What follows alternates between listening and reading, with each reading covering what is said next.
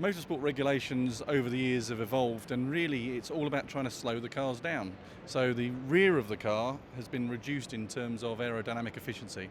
So what's the best thing to do? Put the aerodynamic efficiency at the front. But that means you've got to put the engine at the front.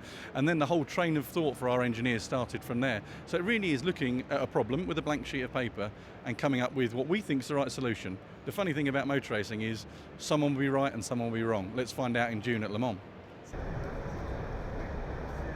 Much room in it, then I can lean in and look like I know.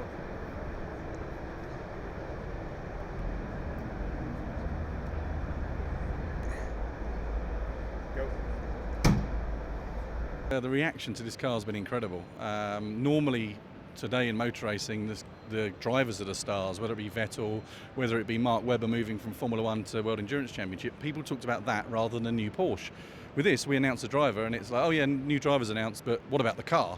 And that's really turned around the way that motorsport has been over the last few years. The coverage we've got of this car is incredible. As one of our competitors even said, we're winning off track. Let's see if we win on track or not.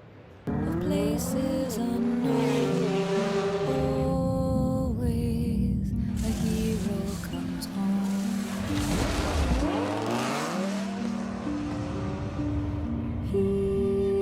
The racing drivers really have got to relearn their craft, if you like. Most of them have come up through the single-seater ranks where the engine's in the back and it's driving the rear wheels. So they're having to work out how to drive this car differently. It was the same with Zield and it was the same with some of our other projects. In a way, it's the same as the GTR. The four-wheel drive road car GTR doesn't drive like some of its competitors. So they've got to relearn. But these guys are clever guys, they're very adaptable, and they're getting their heads around it.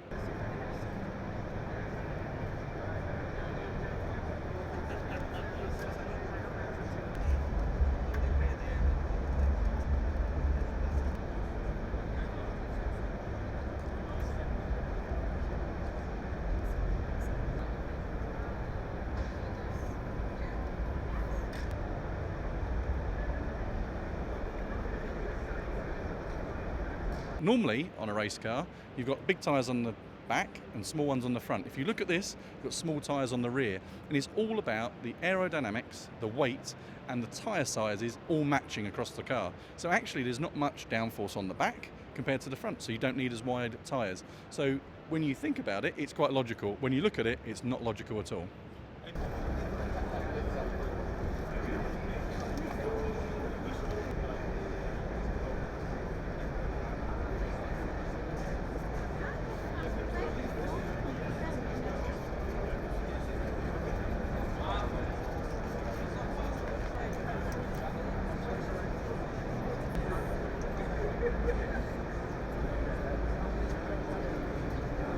Two of our drivers have come from the Nissan GT Academy, which we've run with PlayStation now for 7 years. And we take a very, very simple concept, which is, can a driver train on a computer game? And when we did that 7 years ago, much like the reaction to this car, or Qashqai or Leaf, everyone said, that's crazy, that'll never work. And today, 2 of our 9 drivers in our Le Mans lineup are from gaming, which is incredible.